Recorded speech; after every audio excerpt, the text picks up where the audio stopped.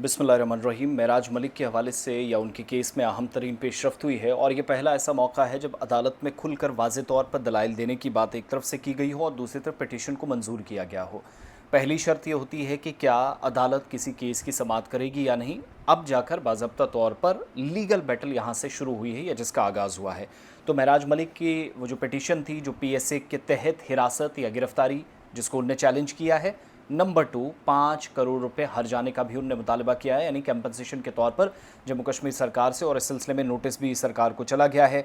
8 सितंबर को वो जो PSA के तहत गिरफ्तारी मेराज मलिक की हुई थी, उसमें अब आप देख रहे हैं एहतजाजी मुजाहिरों का सिलसिला, मुतालबात, सियासी जमातों के सरकर्दा शख्सियात, मजहबी तंजीमें, अंजुमन या तिजारती अंजुमनों के जो सरबराहान हैं, वो ख़ित्ता चनाब ये जम्मू सूबे के दीगर अजला में बाहर निकले। और आम आदमी पार्टी ने इस सिलसिले में एक जो लीगल टीम है वो पहले से ही कॉन्स्टिट्यूट कर दी थी। और Jammu Kashmir Ladakh common high court में जो जम्मू बेंच है उसने मेराज मलिक की तरफ से जो दायर करदा जो हेबियस कॉर्पस पिटीशन है, इसको समाअत के लिए मंजूर कर लिया। और ये पिटीशन 8 सितंबर 2025 को जो डिस्ट्रिक्ट मजिस्ट्रेट डोडा की तरफ से पब्लिक सेफ्टी एक्ट या PSA के तहत जो जारी किए गए हिरासती के जो ऑर्डर्स थे उनको चैलेंज किया गया है।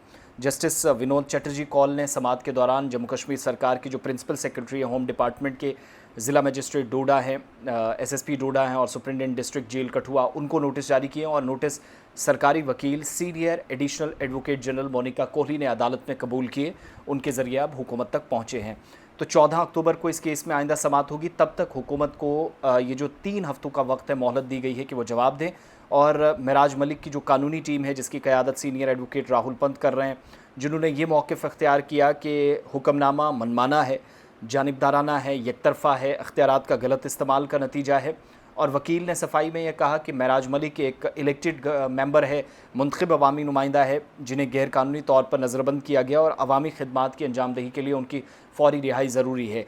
नज़रबंदी के खात्मे के साथ साथ 5 करोड़ रुपए हर जाने का भी उनने मुतालबा कर दिया है। 5 करोड़ कंपनसेशन जो उनको नुकसान पहुंचा है, और बुनियादी हुकूक की खिलाफ वर्जी और ज़ाती आज़ादी पर कदगन भी इसे करार दिया गया है मेराज मलिक के वकील की जानिब से। ये मैं वो बातें जो अदालत में प्रोसीडिंग हुई है, कई मिनटों तक बातचीत या जो समाअत हुई है, और अदालत ने प्राइवेट फरीक जिसमें डिप्टी कमिश्नर डोडा है, हरविंदर सिंह IAS ऑफिसर हैं, उनको भी नोटिस जारी किया है। और वसी अवामी अहमियत का हामिल करार देते हुए अदालत ने कहा कि इस पर आइंदा समाअत 14 अक्टूबर को होगी।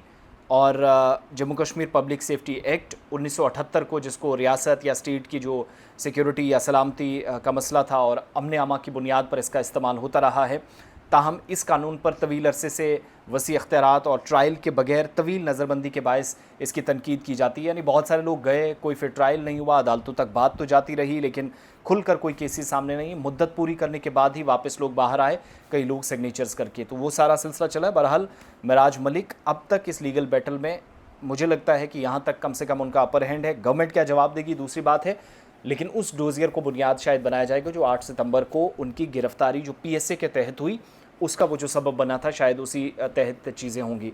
तो सियासी गलियारों में काफ़ी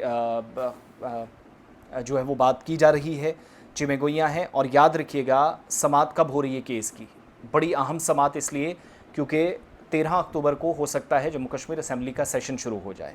तो एक तरफ उधर बहस, दूसरी तरफ अदालती कार्रवाइयाँ, इस पर हमारी नज़र रहेगी।